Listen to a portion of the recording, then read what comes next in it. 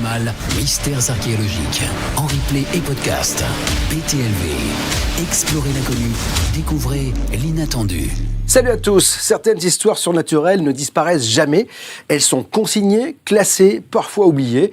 Et pourtant, elles continuent de hanter notre réalité. Elles font partie intégrante des archives du paranormal. Les archives du paranormal. Oserez-vous les ouvrir avec nous sur BTLV ? Vous regardez BTLV et vous avez raison. Comme tous les mercredis, on est en direct sur tous les réseaux sociaux de la chaîne. Pour ce 10e numéro des archives du paranormal, nous allons ouvrir des dossiers troublants, dérangeants, inexpliqués. Voilà pourquoi j'ai à mes côtés 2 experts en la matière. Jocelyn F. Keller et David Gallet. Salut les garçons. Salut Bob. Bonne année. Merci. Alors, c'est une belle année qui commence avec, pour le premier direct, eh bien, les archives 10e édition. Porte-bonheur. Voilà, on va faire comme ça. Donc, vous serez les parrains de cette nouvelle année sur BTLV. Ravi de vous accueillir parce que, bien sûr, comme d'habitude, vous êtes dans l'actualité. Il y a chez David Gallet plein de choses en magasin. Cet ouvrage qui nous a peut-être même donné un peu envie de faire cette émission, Mystérieuses Archives, ou c'est peut-être nous qui t'avons donné envie de faire ce bouquin. Et puis, bien sûr, il y a Jocelyn qui est en plein dans l'actualité avec La mort et ses mystères. On a d'ailleurs enregistré une émission cette semaine d'un de ces dossiers qui font partie de ce bouquin. Merci d'être avec nous. Ce soir, vous allez pouvoir, bien sûr, réagir à tout ce qui va être dit. On est en direct. Je vous souhaite une très, très belle année. Je voulais juste, je vais peut-être le faire maintenant parce que c'est très important parce que je ne sais plus où c'est, mais vous avez été... Alors, voilà, c'est là. Juste l'année dernière, en 2025, vous avez été... Voilà, il y a eu 22 millions de vues sur la chaîne YouTube BTLV. Donc voilà, on est très contents, car grâce à vous, cette chaîne existe. Et elle n'existe que parce que vous nous êtes fidèles, et c'est tant mieux. Alors, mille merci. Alors, ce soir, bien évidemment, on va continuer à vous raconter des histoires paranormales, puisque c'est un peu le but de la maison, ici. Et on va commencer avec une étrange histoire d'ectoplasme, mon David. Ectoplasme assez incroyable, bien sûr, ceux du médium Franek Kluski. Kluski, ouais, c'est un Polonais qui est né à Varsovie en 1873. C'est extraordinaire ce qu'il a fait et surtout ce qu'il nous a laissé, parce qu'on a encore des traces de ce qu'il a fait. Et ce qu'il faisait, en gros, c'est que il réussissait, soi-disant évidemment, il réussissait devant des médecins, devant des gens qui étaient extrêmement sceptiques et qui voulaient étudier son cas, il réussissait à dégager sous forme d'ectoplasme des choses. Donc en fait, un ectoplasme, c'est une sorte de concrétisation d'un fantôme. On peut avoir des ectoplasmes de fantômes, donc d'êtres humains, on va dire, morts, d'animaux ou de parties du corps. Alors quelquefois, on a des parties du corps du genre une main, un pied, etc. Et donc à partir de décembre de 1920, il y a un certain Gustave Gelé qui va organiser, avec Kluski, donc ce médium, des séances pour obtenir notamment des photographies. Et ils vont voir, effectivement, alors ça se passe, il faut imaginer, c'est un cercle qui est réuni, ils sont peut-être 7-8 autour d'une table, ils sont dans une certaine pénombre quand même, et puis là, eh bien, le médium se concentre, et d'un coup, eh bien, va apparaître, alors c'est souvent derrière la tête du médium, derrière son épaule, souvent, quelque chose qui ressemble à pas grand-chose. Là, on a l'impression qu'il a une moumoute derrière la tête, mais quelquefois, il va faire apparaître, par exemple, un oiseau ou des choses comme ça que les gens vont pouvoir voir à table et qui se demandent comment il est possible qu'apparaisse ça. Alors donc, encore une fois, il se concentre et de temps en temps, il y a un ectoplasme qui sort. Alors ça peut paraître bizarre parce qu'encore une fois, il y a des photos de tout ça. Et cet ectoplasme-là, donc quelque part, c'est physique, c'est-à-dire qu'on peut toucher le truc. Encore une fois, il y a des médecins, il y a même un prix Nobel qui est parmi eux pour ces expériences-là. Et quelquefois, eh bien, ces choses-là peuvent toucher.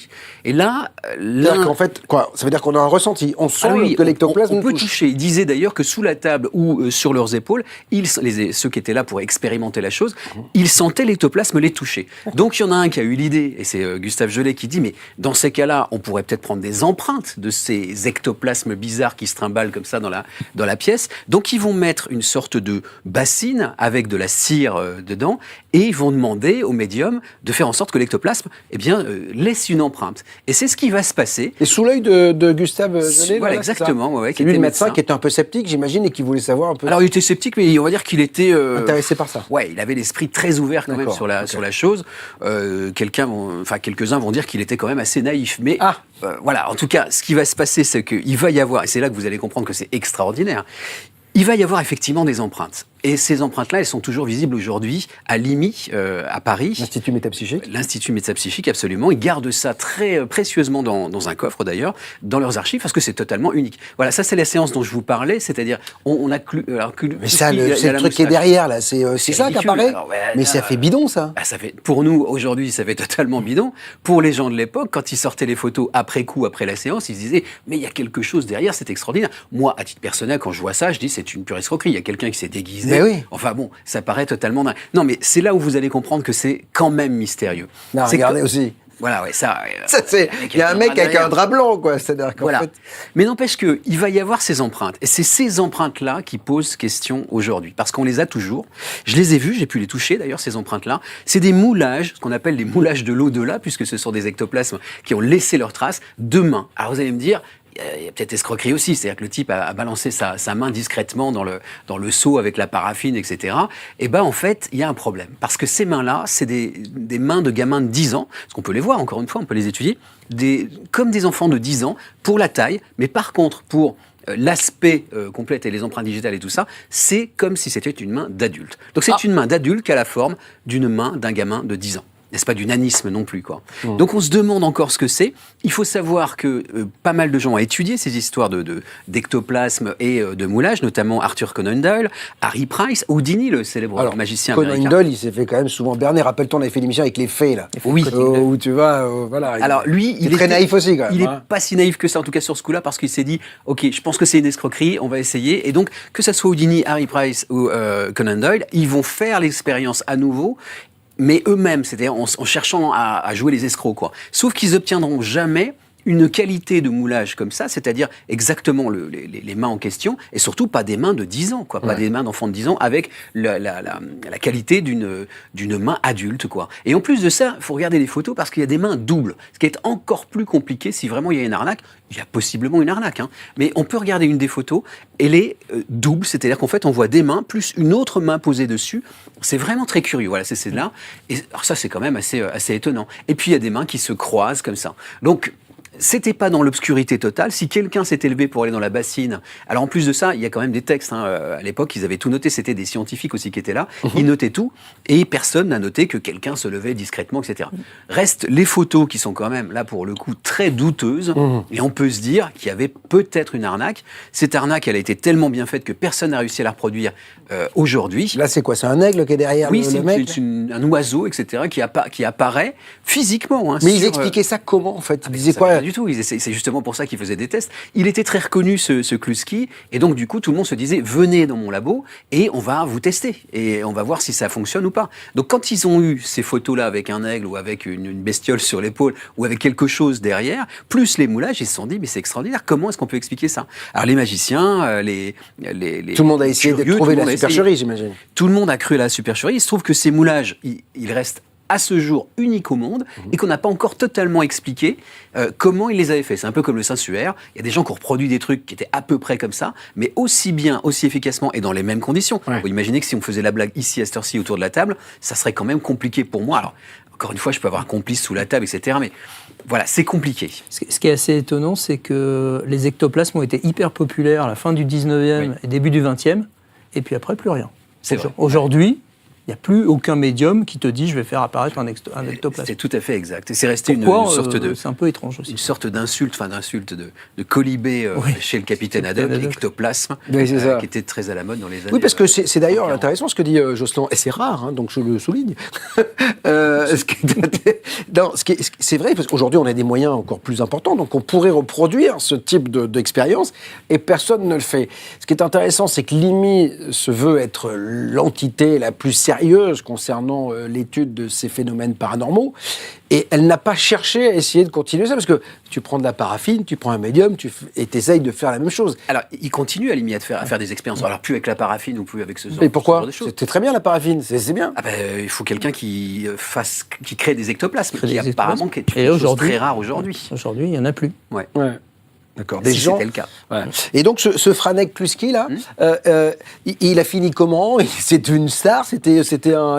Parce que j'imagine que quand tu fais ça à l'époque, t'es quand même un peu en vue, quoi. C'est-à-dire que les mecs, tout Paris devait courir à ces séances. Alors c'est comme tous les médiums, les voyants, etc. Ils ont un effet de mode, ils ont leur heure de gloire, puis après ils disparaissent généralement assez tristement. Ah ouais. Donc comme il a été beaucoup décrié, et puis que surtout au bout d'un moment ça n'intéressait plus personne, parce que les journalistes disaient bon, ils se sont fait avoir, surtout Gustave Gelé et d'autres de l'IMI qui vraiment pour le coup se sont fait prendre pour des ânes, et ça a très mal plu. Donc du coup les scientifiques n'osaient plus aller sur ce terrain-là, et puis on a passé à autre chose. On est passé à autre chose. Alors, aujourd'hui, maintenant, on a un institut qui fait ça avec de la vapeur d'eau. Je ne sais plus comment. Oui, mais l'IMI continue des expériences. J'y suis allé il y a quelques temps, et ils continuent, par exemple, à la cave de l'IMI. Ils ont toujours sous cloche des choses pour jouer sur la psychokinèse, c'est-à-dire faire déplacer des objets qui sont sous cloche avec des caméras, des webcams, et vous pouvez être chez vous et tenter l'expérience. Vous essayez de faire bouger à plusieurs, vous branchez à 10, 15, et vous essayez de faire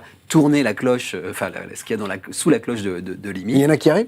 À ma connaissance, non, mais peut-être que oui. Je ne sais pas, il faudrait interroger l'IMI là-dessus. Bon, en tout cas, c'est intéressant de voir qu'il y avait un institut. Ce que je trouve un peu dommage d'ailleurs, c'est qu'il n'y ait plus ce truc. En fait, même si ça le fait, si l'IMI continue, c'est jamais annoncé, c'est plutôt en catimini, etc. Oui. Ce qui aurait été génial, c'est d'avoir un institut aujourd'hui ouvert au grand public où les gens viennent se tester, leur capacité, la télépathie, le machin. Alors, il faudrait un peu d'argent, tu vois, pour financer tout ça. Mais la science et le grand public, ça fait pas toujours bon ménage. Ouais, mais c'est pour ça que la science est aussi stigmatisée aujourd'hui. Rester un peu confidentiel. Il y a des scientifiques qui s'intéressent à tous ces phénomènes. Oui, bien sûr. En général, ils le disent pas publiquement. Mais c'est ça. Mais ça reste quand même un sujet super intéressant. Encore une fois, il faudrait reprendre tous les écrits, parce qu'ils vraiment ils notaient tout dans leurs expériences, et peut-être donner ça à des scientifiques d'aujourd'hui, voire à des magiciens, voire à des gens qui s'intéressent à la chose pour voir ce qu'ils en pensent. Alors vous voyez apparaître la cloche, bien sûr. C'est l'occasion pour vous de cliquer dessus sur votre YouTube et d'être alerté de tous les lives quand nous sommes en direct. Je voudrais justement saluer tous ceux qui sont là. Il y en a beaucoup, hein. Réalisme fantastique, Véronique, Sophie, le Cassandre, Céline Camoun, il y a LIVN, Néandertal 8566, Coco, dont d'autres, bien sûr, sont là. Merci de nous faire confiance. Sachez que dans un instant, on va parler, dans ces archives du paranormal, de l'affaire José Cantu, ou Cantu. Ce sera, bien sûr, l'occasion d'aller aux États-Unis, parce que c'est là que ça se passe. Avant cela, on va rester en France pour vous annoncer quelque chose. Écoutez bien, ouvrez les yeux. BTLV présente les Rencontres du mystère et de l'inexpliqué, 11e édition. Les 16 et 17 avril 2026, retrouvez les plus grands spécialistes du paranormal sur la scène du Forum 104 à Paris. Maxence Layet, OVNI, l'hypothèse extraterrestre. Patricia Serin, à la découverte des enfants indigos.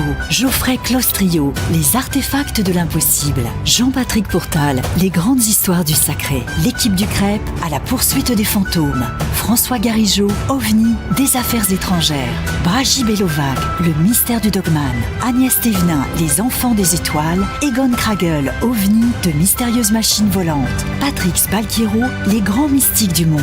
Les Rencontres du mystère et de l'inexpliqué 11, les 16 et 17 avril. 10 conférences exceptionnelles pour ne plus jamais dire je ne savais pas. Infos et réservations sur btlv.fr ou avec le lien dans le chat. Voilà, les Rencontres du mystère et de l'inexpliqué, 11e édition déjà, et vous êtes toujours présents à ces rencontres et ça nous fait bien plaisir. Ce sera comme à l'accoutumée au Forum 104 à Paris, alors ne nous en voulez pas, il est très difficile pour nous de déplacer 10 conférenciers en région, donc c'est vrai que pareil, c'est un peu plus facile pour tout le monde. Il est plus facile pour vous de venir à Paris que pour nous d'emmener le Cirque Pinder, vous voyez, du paranormal. Donc, ça tombe bien, j'y suis pas. Voilà, c'est un peu compliqué. Donc voilà. Bon, alors, je le disais, ce sont les archives du paranormal. Si vous arrivez, soyez les bienvenus. Surtout, ne changez rien, c'est ici que ça se passe, 10e édition. Les archives du paranormal. Oserez-vous les ouvrir avec nous sur BTLV ? Ok, ça fait peur. Ok, ça fait peur. J'ai peur, les archives de paranormal. Alors, avec Jocelyn et bien sûr David Gallet ce soir, nous les ouvrons, ces 10e archives. Et Jocelyn, tu vas nous parler d'une affaire qui va nous emmener aux États-Unis. Absolument. Sur BTLV, on parle souvent d'aliens et on aime bien les histoires avec des aliens assez étranges. Bien sûr. J'ai toujours en tête les fameux nains velus de notre ami Egon. Voilà, les nains velus du Venezuela en plus. On les a pas vus là actuellement. Trump va s'en occuper, je pense. Ouais, exactement. Non, mais là, l'histoire dont je vais parler, elle est assez étonnante. Je l'ai découverte très très récemment. Elle s'est passée en 1977 dans le comté de Yakima. Alors Yakima, c'est dans l'État de Washington. Rien à voir avec la capitale. Hein. On est au nord-ouest des États-Unis. C'est, comme on le voit sur la photo, c'est une région de plaine, de terre agricole. C'est la Beauce, quoi. Ça a l'air sympa. Oui, c'est tout plat, c'est pas très intéressant. Oui. Et effectivement, là, on voit à l'image la petite localité de Hara. Donc, on est le 19 janvier 1977, on est en plein hiver. La journée, il faut imaginer ciel gris et bas. Voilà, il y a de la brume. Bon, enfin, en gros, c'est la saison habituelle dans l'État de Washington au mois de janvier. Et dans la petite localité de Hara, ce jour-là, à 6h30 du matin, à peu près tout le monde est en train de dormir encore. Et pourtant, c'est à ce moment-là qu'il va se dérouler un truc assez singulier. Dans une des maisons qui est située un peu à la périphérie de Hara, il y a une famille et le petit garçon dans cette famille s'appelle José, ou José, on va l'appeler José Cantu, je ne sais pas très bien comment ça se prononce. Lui, il est réveillé. Alors son père est déjà parti au boulot, il n'est pas là, et lui, il reste avec sa mère. Sa mère a dû travailler tard, donc elle est en train de dormir. Et lui s'est levé, il est dans la cuisine, il prépare le petit-déj, son petit breakfast américain, et tout à coup, il entend quelque chose d'assez inhabituel, un bruit inhabituel qui vient du jardin. Donc il s'approche de la porte, il voit rien depuis la cuisine où il est, mais il s'approche de la porte, et c'est des portes à l'américaine où tu as une sorte de fenêtre au-dessus, là. Ouais. Donc tu peux voir par-dessus. Et donc il regarde par dehors, et là, il se pétrifie parce que en face de lui, il y a une sorte de créature, quelque chose qu'il n'a jamais vu avant. Alors la créature, elle fait 1 mètre de hauteur, elle est verdâtre, elle a une peau verdâtre, elle ne marche pas. Étrangement, elle a l'air de tourner sur une sorte de base circulaire, comme si elle n'avait pas de jambes et pas de pieds, comme si elle était sur un socle, quelque part. Alors, le petit José va faire un dessin à la demande des enquêteurs ensuite. Moi, j'ai retrouvé le dessin. Alors, il est très primaire, on va dire, mais en tout cas, il donne une bonne image de ce que le petit garçon a vu. Bon, on a l'impression qu'il a un gros kiki quand même. Hein, donc, voilà.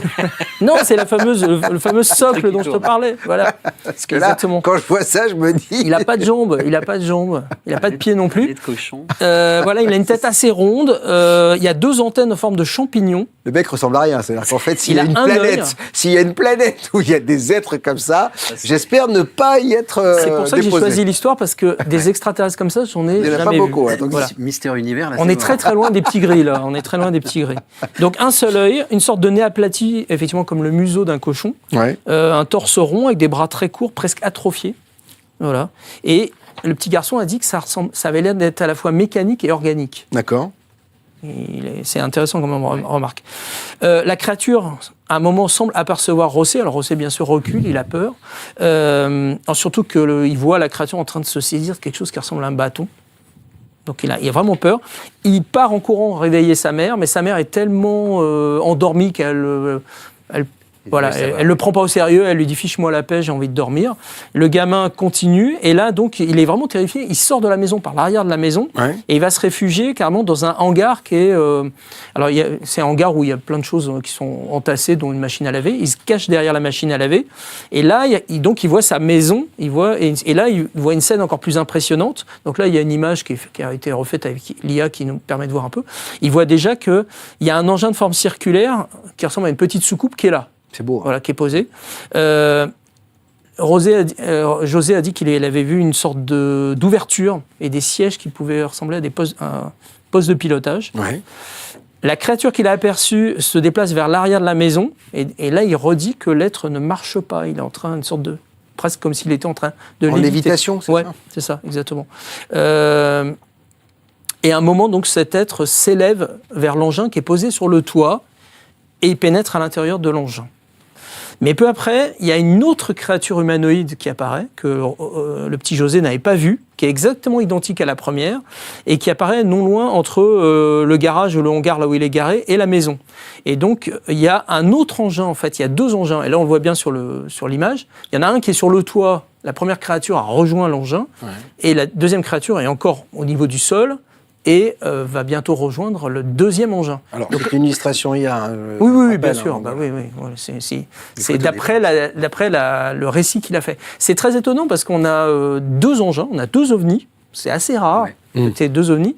Et alors, ce qu'il va nous dire aussi, José, c'est qu'il y a une sorte d'ouverture qui s'ouvre comme une fenêtre, mais avec comme une paire de ciseaux, tu sais, en s'ouvrant un peu comme ça.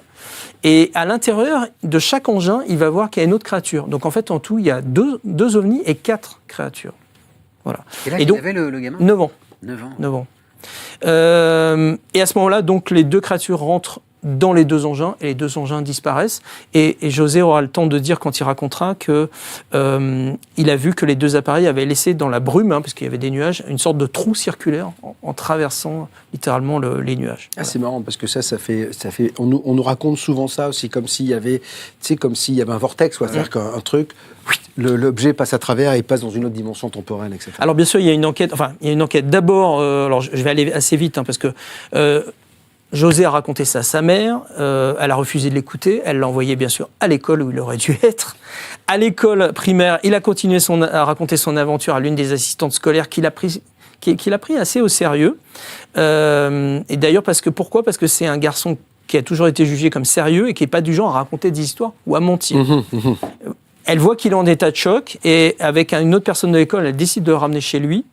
Et là, effectivement, elles en parlent donc à la mère de José qui, entre-temps, s'est réveillée.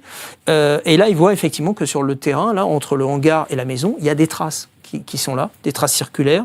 Il y a des marques rondes, il y a des traces d'indentation, ça veut dire qu'il y a vraiment quelque chose qui s'est posé sur le sol, assez lourd. Et donc, elles continuent leurs investigations, et elles trouvent effectivement un cercle de 3 mètres dans les hautes herbes, avec l'herbe qui tourbillonne vers le centre du cercle. Donc ça, ils se demandent qu'est-ce qui a bien pu créer ça. Quand le père de José rentre le soir de son travail, le cercle est toujours visible. Et après, il y a une enquête qui va être menée. Donc il y aura un officier de police de Yakima qui va venir, et qui viendra avec un représentant du CUFOS. Alors CUFOS, c'est le Center for UFO Studies. Juste pour rappeler aux gens, c'est une organisation très célèbre dans les ovnis aux États-Unis. Elle a été fondée par Allen Hynek lui-même, voilà, dans les années 70. Et là, c'est pareil, ils vont voir que, ils vont faire les mêmes constatations. Le sol est sec sur une zone d'environ 45 cm, alors qu'on est en janvier, que tout est très humide. Il y a des empreintes inhabituelles qui vont être prises en photo. L'herbe est complètement dégradée. Alors, ils vont faire un test avec un compteur GGR, ils vont rien enregistrer par contre. Mais bon, ils vont noter, en gros, que le témoignage du gamin est cohérent. Il va le raconter plusieurs fois, son histoire, à plusieurs personnes. Il n'y a jamais aucune contradiction, truc qui va... Enfin, tout est normal, on va dire. Enfin, c'est anormal, mais en tout cas, c'est normal dans ce qu'il raconte. Il ne cherche pas du tout à attirer l'attention, ni à embellir son histoire au fil des répétitions, ce que font souvent les gens qui affabulent. Et puis, son père va dire que chez eux, il n'y a aucun livre, bande dessinée ou émission de télé ou quoi que ce soit traitant des ovnis ou des humanoïdes. Il n'est pas du tout familier avec ça. Donc il a été exposé à aucune imagerie. C'était quelle année du coup ? On est en 77. Ouais, 77, il y avait quand même pas mal de... Il y avait Rencontre du troisième type, je pensais à ça, mais bon, voilà. Et surtout, il appartient à une communauté où la tradition veut qu'on ne mente jamais à ses aînés. C'est très important dans cette communauté. Ça va appuyer aussi le fait. Alors, tout ça pour dire qu'aujourd'hui... Ah oui, et puis la dernière chose, c'est que la région d'Ara est très active en termes d'observation ovni aussi. Ah ouais, et il y a eu pas mal de témoignages, on ne sait pas, il y a pas mal de témoignages dans cette région avant, pendant et après l'observation du petit gamin. Donc on ne sait pas bien. Il y a un mystère, il s'est sans doute passé quelque chose. Est-ce qu'il s'est vraiment passé ce qu'il a raconté ? Est-ce qu'il a vraiment vu une créature aussi extravagante que celle qu'on a vue ? Il n'y a pas eu de témoignages après Non. Parce que quand même là, c'est les cochons dans l'espace. C'est un peu les cochons dans l'espace, ouais. Elle est assez étrange. Alors cet alien est rentré dans le folklore américain. Je vois ça, j'ai dit, bon les gars... J'ai vu des posters de tous les aliens, les formes d'aliens qui existent aux États-Unis. Il est tout le temps dedans. Il n'a pas été repris dans Men in Black, celui-là. Mais il pourrait. Et moi, je le vois arriver, je me fous de sa gueule. Écoute, quand tu auras une autre physique, tu viendras nous voir. Là, c'est pas possible.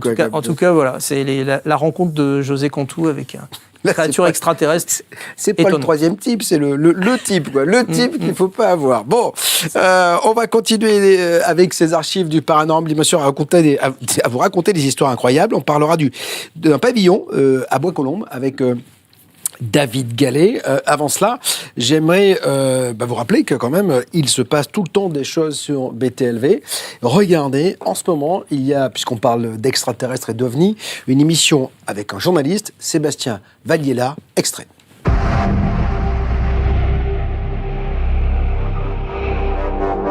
La différence, c'est qu'en France, on prend ces sujets ovnis pour de la rigolade. Les États-Unis, depuis quelques années, ils prennent ça ultra au sérieux. Je pense qu'ils ont décidé que les choses devaient finir par sortir, donc ils habituent le public petit à petit. Un général, au Congrès, expliquait que il espérait que c'était surtout pas les Russes ou les Chinois, parce que sinon ça veut dire que les Américains étaient très très en retard. Mais il a rigolé en disant non, c'est ni les Russes, ni les Chinois, ni nous, on ne sait pas ce que c'est. Certains disent j'ai vu des vaisseaux, j'ai vu les corps, même Jay Stratton qui était quand même le patron d'un des services d'accès spéciaux, ce qu'on appelle les SAP là-bas, donc des services de renseignement cachés dans les services de renseignement, même le Congrès n'a pas accès à eux, dit face caméra, j'ai vu de mes yeux vus les corps et j'ai vu des vaisseaux, nous en avons récupéré, nous en récupérons depuis 40 ans. La question n'est pas de savoir s'ils existent ou pas. Non, la question est plutôt de savoir qui sont-ils, d'où ils viennent, que veulent-ils. BTLV, explorez l'inconnu, découvrez l'inattendu. Voilà, Sébastien Valliela, c'est sur BTLV et nulle part ailleurs. Je rappelle que vous pouvez nous soutenir en vous abonnant. La preuve en est, tout ce qui se passe sur BTLV. Et ce mois-ci, regardez, en janvier, puisqu'on démarre une très très belle année, OVNI et extraterrestres au service de l'État. Alors là, découvrez cette émission avec Anaël Park, ça faisait partie d'ailleurs des invités de la croisière du mystère inexpliqué. C'est juste absolument incroyable. Paranormal, les dossiers de l'impossible avec le sieur Geoffrey Clostrio, from Belgium, voilà, numéro 14, à la découverte de Mnemosyne. Vous verrez, c'est une médium assez incroyable. OVNI dans l'art ancien avec Patrice Marty. C'est une émission d'ailleurs qu'on avait déjà un peu abordé le thème avec toi, David, sur BTLV, mais c'est vrai qu'il revient sur toutes ces perturbants, toutes ces choses assez incroyables où on voit des objets volants non identifiés. En tout cas qu'on n'a pas pu... Interprétable. Voilà, exactement. À la poursuite d'un OVNI, François Garigeau, et puis le paranormal en EHPAD avec Hervé Villette et OVNI, il est temps de briser le silence. Vous voyez, c'est très OVNI ce mois-ci, mais parce qu'effectivement, on n'a jamais autant parlé d'OVNI depuis 2017, et c'est pour ça que BT, qui se veut le média numéro 1 sur le mystère inexpliqué, doit en parler, parce qu'en fait, pour le coup, on a tout le monde qui en parle, et c'est repris un peu partout. Donc voilà, j'espère que vous vous abonnerez à BTLV. Les archives du paranormal. Oserez-vous les ouvrir avec nous sur BTLV ? Vous êtes avec nous, on est en direct sur tous les réseaux sociaux de la chaîne et on est ravis de vous accueillir, bien sûr. Si vous êtes tout nouveau, soyez les bienvenus. Vous allez découvrir un univers incroyable qui fait que BTLV est suivi depuis de nombreuses années. On entame, les garçons, la 14e année quand même. BTLV, c'est juste énorme. On m'avait dit, tu tiendras 6 mois. Donc ça fait 14 ans et on est toujours là. Et les deux garçons que vous avez à mes côtés sont des fidèles amis de la maison et intervenants réguliers, bien sûr, de la chaîne, et notamment pour les archives du paranormal qui vont nous mener à Bois-Colombes, mon David. Oui, ça fait rêver Bois-Colombes, donc dans le nord-ouest. C'est pas mal, Bois-Colombes. Paris. C'est joli. Vous voyez Levallois-Perret, c'est joli. magnifique. Et oui, c'est pas si mal que ça. Ouais. Alors moi j'adore fouiner justement dans les archives, donc je me suis plongé dans les archives du Petit Journal. Et il y avait une série dans les années 1927, une série sur les phénomènes étranges, déjà à l'époque. Et dans ce Petit Journal du 7 février 1927, pour être précis, il est mentionné une histoire absolument incroyable. En fait, c'est un journaliste qui fait sa tournée des commissariats, parce que à l'époque, on allait voir les commissaires de police pour leur dire alors qu'est-ce qui se passe dans le coin. Les commissaires vous disaient voilà, on est histoire de crime, histoire etc. Et là, le commissaire en question à Bois-Colombes dit là, j'ai un truc pour toi. Dit ça aux journalistes, j'ai un truc pour toi, c'est une histoire absolument dingue. Et je l'ai vécu puisque j'ai rencontré les personnes en question. Donc il raconte en gros qu'il y a une vieille dame qui vit donc à Bois-Colombes, dans une rue particulière, je ne sais plus où c'est exactement, enfin c'est dans la rue Paul Déroulède, pour être très précis. Il y a une vieille dame qui s'appelle Madame Rapneau qui vit là et qui affirme que la maison, elle est mitraillée de vis, de boulons, de clous, tous les jours, et tout ça de manière totalement inexplicable. Alors, c'est cette dame ?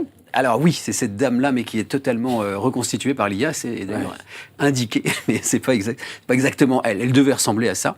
En tout cas, le commissaire va envoyer un agent l'agent Thierry qui va aller sur place et qui va revenir écrire son rapport. Et lui, il dit « M'étant rendu sur les lieux, j'ai constaté avec une réelle stupeur que 2 petits boulons de fer sont tombés en ma présence sans que je puisse en découvrir la provenance. » Donc, évidemment que quand l'agent revient avec ce rapport-là, le commissaire va sur place et il va interroger évidemment la vieille dame qui a l'air complètement déboussolée. Elle se demande vraiment ce qui se passe.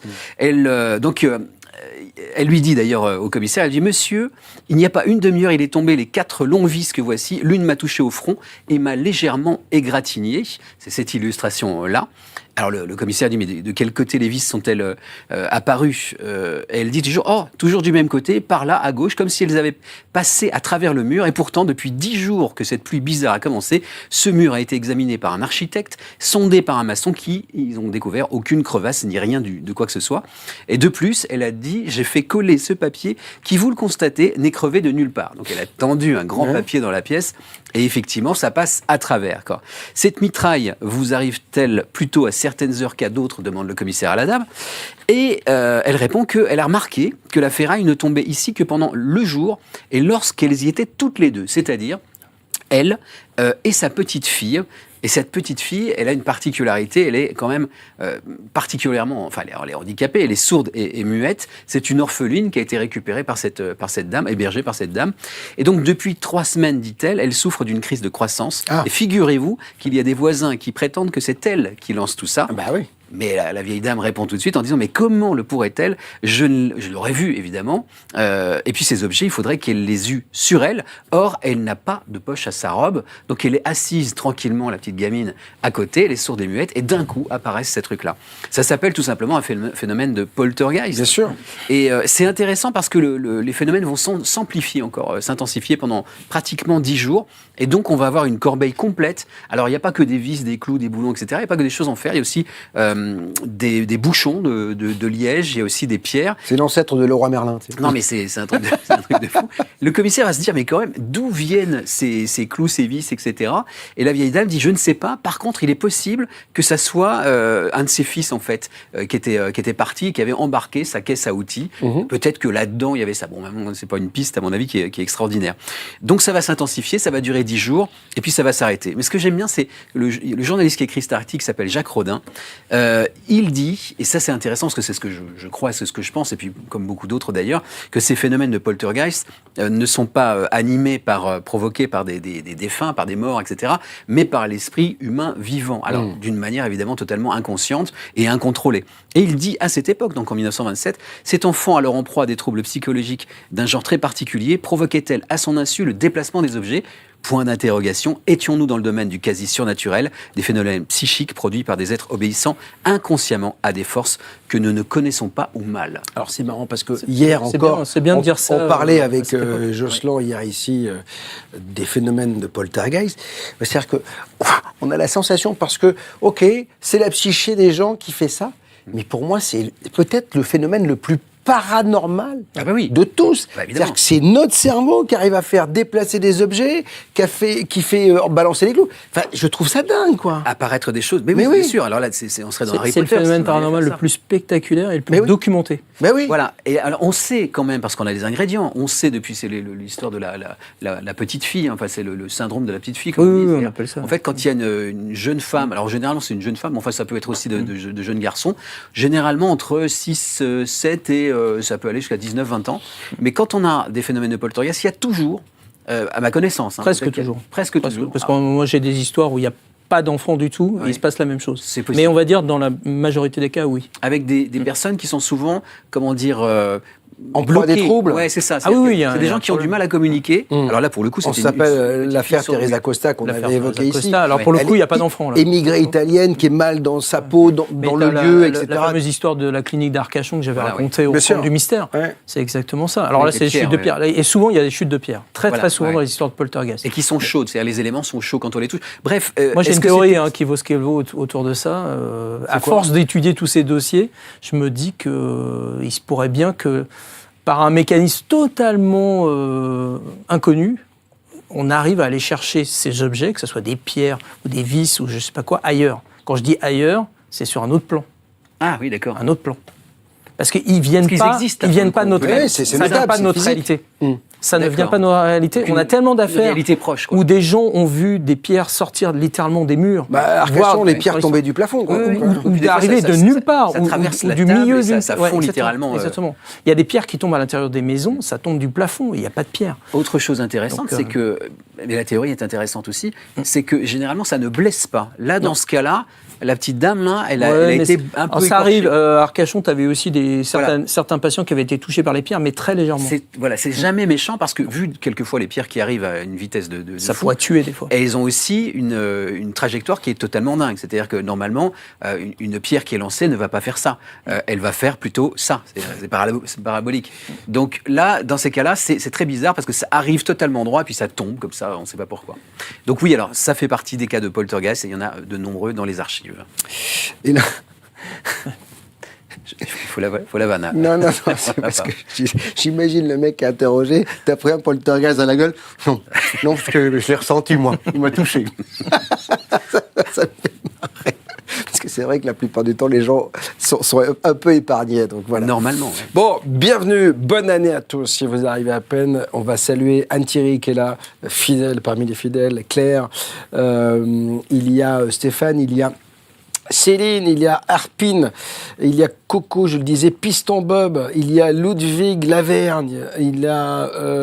après, il y a des pseudos, j'arrive même pas à les lire, donc c'est des suites de lettres. Il y a Jean-Michel à qui on fait un petit coucou aussi, à qui on souhaite un prompt rétablissement. Bon, prompt rétablissement. Jean-Michel, je ne sais pas qui tu es, mais en tout cas, je te souhaite un prompt rétablissement. Dans quelques instants, bien évidemment, on va continuer à évoquer ces archives du paranormal avec le cratère de Patomski. Ce sera avec notre ami Jocelyn F. Keller. Avant cela, rendez-vous important. Regardez, prenez-le. Le mardi 27 janvier 2026, au Forum 104 à Paris, préparez-vous à vivre une soirée exceptionnelle, spéciale médiumnité et astrologie. Henri Vigneault, médium hors du commun, canalisera pour vous, en direct et sans filet, des messages de vos chers disparus. Valérie Tenza d'Armandie, astrologue chevronnée, vous dévoilera ce que les astres ont à vous dire pour 2026. Elle canalisera également des informations sur votre chemin de vie. Rendez-vous le 27 janvier 2026 pour vivre une soirée inédite au Forum 104 à Paris. Inscription sur btlv.fr ou via le lien dans le chat. Place limitée. Voilà, la soirée astrologie et médiumnité le 27 janvier 2026. Alors, on vient de vivre quelque chose de paranormal parce que la voix off, bien sûr, de cette bande-annonce est celle de David Gallet et qui ne se reconnaît pas. Donc là, il y a un problème. C'est pas moi, je ne sais pas. Toi, t'es possédé. Hein. Ah ben oui, toi, t'es possédé. Il t'arrive un truc. C'est comme dans les films de poltergeist, je prends une autre voix, comme ça, quand je suis exorcisé, au bout d'un moment, ça passe. Mais... C'est incroyable. Bon, j'espère que le rendez-vous est pris. Hein. Dans tous les cas, c'est important. Le 27, vous serez là, sur la scène du Forum 104. Je voulais aussi parler aux tipeurs, parce que vous savez que BTLV, c'est l'occasion aussi, si vous n'êtes pas abonné, de tiper. Donc, à quel niveau vous estimez, à quel prix vous estimez le travail que nous faisons? Vous voulez pas vous abonner? Il y a Tipeee, voilà, qui est à votre disposition. Vous pouvez à tout moment, on va mettre le lien, verser ce que vous voulez. C'est l'occasion pour vous de nous soutenir, car on le rappelle, on n'a pas de subvention, alors que nous sommes un média libre et totalement indépendant, mais reconnu par l'État. Tout le monde en a, sauf nous. Et c'est à cause de vous, mesdames et messieurs, parce que vous êtes nombreux à nous écouter, parce que vous aimez le paranormal, mais le paranormal n'est pas en odeur de sainteté du côté du ministère de la Culture. D'ailleurs, nous repassons en commission le 26 mars et on croise les doigts pour savoir si on a à nouveau l'accréditation de sites de presse d'information. En tout cas, on y croit. Alors, mon Jocelyn, le cratère dont tu vas nous parler est assez particulier. Oui, après les États-Unis, on va partir en Sibérie, dans un endroit totalement désertique. Et à cet endroit, effectivement, il y a une étrange formation rocheuse qui s'appelle le cratère Patomski, alors qui est connu aussi sous le nom de tertre Patomski. Voilà. Il y a une photo, on va voir à quoi ça ressemble. Alors déjà, il y a ça. Oui, alors déjà, oui, où c'est, pardon. On est vraiment au milieu de la Russie.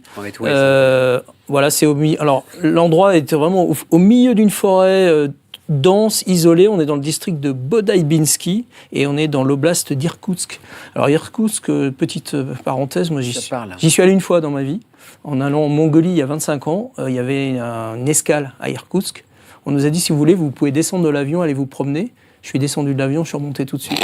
C'est un endroit, tu n'as pas du tout envie d'y rester, tu as juste envie de décamper. Il fait froid, c'est moche comme tout, c'est absolument inhospitalier. Voilà. Alors ce cratère, c'est ça. Voilà. Oui, alors le cratère en question, c'est ça. On dirait un boomer dans ça. Ouais, c'est très étrange. Il est composé en grande partie de blocs de calcaire fragmentés. Alors, il se présente comme une sorte de grande dépression circulaire avec à l'intérieur un monticule qui a à peu près 12 mètres de haut. C'est grand, hein. On va voir tout à l'heure avec taille humaine, c'est grand. Ça a un diamètre d'environ 160 mètres et une hauteur de 40 mètres. En gros, d'après les scientifiques russes, le volume du cratère pourrait atteindre de 230 000 à 250 000 mètres cubes. Et on pense que ça pourrait peser, le tout, 1 million de tonnes. Ah ouais. Ah oui, c'est très grand. Mais le point le plus intriguant, c'est pas tellement la taille, c'est l'âge. Parce que normalement, quand on voit des cratères, en général, ça a des milliers, voire des millions d'années. Et là, ils ont fait quelques expertises, enfin quelques recherches là-dessus. Et les experts sibériens pensent que ce cratère n'a que 300 ou 400 ans tout au plus. Autant dire, il a été fait avant-hier, quoi. Donc ça, c'est déjà très étrange. Alors, les habitants du coin l'appellent le nid de l'aigle de feu, et ils considèrent bien sûr que ce site est totalement maudit. Ça va de soi. Bon, en même temps, c'est très très compliqué d'y aller, donc il n'y a personne qui va. La question, c'est comment cette montagne de roches a pu naître ici, dans cet endroit inhospitalier, et quelle en est la cause. Qu'est-ce que c'est ? Alors, globalement, on sait pas. Déjà, on peut dire déjà une chose, c'est qu'on ne connaît ce cratère que depuis 1949. Il a 300-400 ans, mais on a vraiment identifié qu'après la Deuxième Guerre mondiale, c'est un intrépide géologue russe qui s'appelait Vladimir Kolpakov. C'est le jeune homme ? C'est ce jeune homme, voilà. Bonne tête. Il s'était aventuré dans cette région. Et il avait trouvé cet endroit très très bizarre, et donc l'endroit porte pas son nom, pardon. Si, parce qu'on l'appelle aussi le tertre Kolpakov des fois. D'accord. Il y a eu quelques expéditions scientifiques qui ont été menées en 2006, 2008, 2010 par des astronomes et géophysiciens d'Irkoutsk et même de Moscou. Pas de géologue. Si, il y a des astronomes et géophysiciens. Alors je ne sais pas si... Étrangement, je pense qu'au début, alors ils ont cru, c'est l'hypothèse numéro 1, ils ont cru que c'était le météorite qui était tombé là. On aurait pu imaginer ça. Ouais. Voilà. Donc on pense que ça serait d'abord, hypothèse numéro 1, que ça serait l'impact d'un objet céleste venu du ciel. C'est vrai que la forme, la structure du cratère, la dépression centrale, tout ça, c'est caractéristique d'un site d'impact. La météorite, si elle est ultra dense, elle a très bien pu couler sous terre lors de l'impact. Pourtant, on a analysé toutes ces roches et il n'y a absolument pas de matériaux météoritiques. D'accord. Donc ça ne tient pas la route. On a pu penser à un moment que ça pouvait être un morceau de la célèbre météorite de Tunguska. Oui, qui avait fait parler. Mais alors, le problème, c'est qu'elle s'est écrasée en juin 1908. Oui, c'est ça. Donc ça pose deux problèmes déjà parce que c'est à plus de 1000 km au nord-ouest. Donc déjà, c'est très très loin. Et deuxièmement, le cratère, il a, j'ai dit, entre 300 et 400 ans. Donc ça ne peut pas dater de 1908. Ça date d'avant. Il s'est passé un autre truc. Donc l'hypothèse de la météorite, elle est écartée. Activité volcanique, ouais. Hypothèse numéro 2, ça aurait très bien pu se former à la suite d'un type très rare d'éruption volcanique, un peu comme celle du Krakatoa en 1883, d'après ce que j'ai lu. Effectivement, il pourrait avoir lieu à ce qu'on appelle une explosion phréatique, avec une explosion qui aurait été déclenchée par la vapeur qui se produit lorsque l'eau rentre en contact avec le magma, et tout ça, ça crée une explosion. C'est vrai que la région est dans un champ volcanique, mais on n'a jamais trouvé aucune preuve d'activité volcanique dans ce coin, enfin dans cette zone précise. Et donc le priori, ça ne peut pas être ça. Disons que ça reste compliqué. Le gaz ? Hypothèse 3, le gaz. C'est vrai que la Sibérie est connue pour ses importantes réserves de gaz naturel. Et effectivement, une explosion pourrait très bien créer ce genre de cratère. Voilà. Mais bon, a priori, le problème, c'est qu'il n'y a pas aucune preuve claire et définitive que ça soit le gaz non plus. D'accord. Donc ils cherchent encore. Un phénomène rare, voire inconnu, pourquoi pas, mais la même chose, c'est qu'il n'y a pas de preuve, il n'y a pas d'éléments qui vont dans ce sens-là. C'est possible qu'il y aura un truc qu'on ne connaisse pas qui soit la combinaison d'érosion, la composition particulière des sols, des conditions très environnementales très précises à cet endroit. Il y a des formes géologiques comme ça partout sur la planète qui sont très curieuses. C'est peut-être ça. C'est peut-être ça, on ne peut pas écarter cette hypothèse. Après, il y a deux autres hypothèses qui sont un peu plus folkloriques, on va dire. Les hypothèses militaires secrètes, parce que, lors de la guerre froide... Mais là, c'est pareil. Ça n'aurait pas été étonnant quand même, parce qu'à l'époque, les Russes étaient très, très tendus, donc ils faisaient peut-être des expériences, et ça a soulevé le sol. Oui, il y a peut-être eu une expérience militaire clandestine. Rappelle-toi qu'on faisait des bombes sous terre, on faisait exploser des trucs à l'époque pour voir ce que ça faisait. Des tests, ce serait des expériences militaires du Moyen-Âge, parce qu'ils ont daté ça de 400 ans. C'est là où ça... Voilà, le problème, c'est que si... catapulte géante. Oui, c'est ça. Énorme. Non, mais ça serait plausible si effectivement le cratère datait de la guerre froide. Ouais, mais c'est pas le cas. C'est pas le cas. Donc compliqué. Et puis dernière hypothèse, faut la mentionner, une intervention extraterrestre. Voilà, possible intervention extraterrestre. Bon. Ils sont venus creuser un trou. Peut-être que c'est un vaisseau spatial qui a atterri ou c'est qui... l'extraterrestre avec son nez de cochon écrasé. son œil C'est peut-être le même. C'est peut-être le même. Cochon truffier. Voilà. Géant. Non, mais c'est peut-être effectivement la preuve qu'il y a eu une visite extraterrestre. Mais bon, après on a cherché autour, on n'a pas trouvé de vaisseau, on n'a pas trouvé d'autres traces. Voilà, donc les scientifiques ne savent pas du tout dire ce que c'est. On est 75 ans après la découverte de ce cratère, on ne sait pas exactement ce qui a créé ce cratère. Le fait est qu'aujourd'hui, il est dans un emplacement très isolé. Il y a quand même des gens qui vont, là, je vois. Oui, on voit, ça permet... ça devait chercheurs, être quoi. en 2010, la dernière étude. Voilà, ils essayent de comprendre, mais ils ne savent pas. Alors peut-être qu'on saura un jour, mais pour l'instant, le cratère Patomsky conserve tous ses secrets. C'est ça les archives du paranormal, c'est l'occasion pour vous de découvrir des phénomènes. C'est vrai qu'on parle beaucoup de mystères et d'inexpliqués sur BTLV, mais on en découvre. Moi, ça fait 14 ans et à chaque fois je découvre des histoires. Il y en a, mais des tonnes et qu'on vous raconte bien sûr lors de ces archives du paranormal. Si vous arrivez, bienvenue, changez rien. Dans un instant, on va continuer à évoquer les archives du paranormal avec les étrangetés du bazar de la charité qui va malheureusement nous ramener à une actualité du côté de Crans-Montana. Vous verrez, il y a un parallèle à faire et c'est malheureux, bien évidemment. Mais avant cela, je voudrais saluer Patrice Marty. Vous savez que Patrice Marty, c'est le globe-trotteur de BTLV. Il vient très souvent sur BTLV nous raconter des émissions. D'ailleurs, avec lui, on va enregistrer une émission prochainement sur l'énigme de la mer Baltique. Ça faisait longtemps qu'on n'en avait pas parlé. Il m'a proposé de faire un sujet. On y reviendra. Mais il est aussi organisateur de salons. Et regardez ce qu'il vous propose. Plongez dans un univers où l'invisible devient palpable. Du 12 au 15 février 2026, découvrez Au cœur de l'invisible, le nouveau grand rendez-vous parisien des arts divinatoires à l'espace Champéret. Médiumnité publique, ateliers immersifs, conférences inspirantes avec cette année Stéphane et Romain Clément, Annabelle de Villedieu, Géraldine Garance, Pierre Jovanovic, Brigitte Lahaye, Françoise Nallet, Marie-Séverine Trouban, et bien d'autres intervenants d'exception.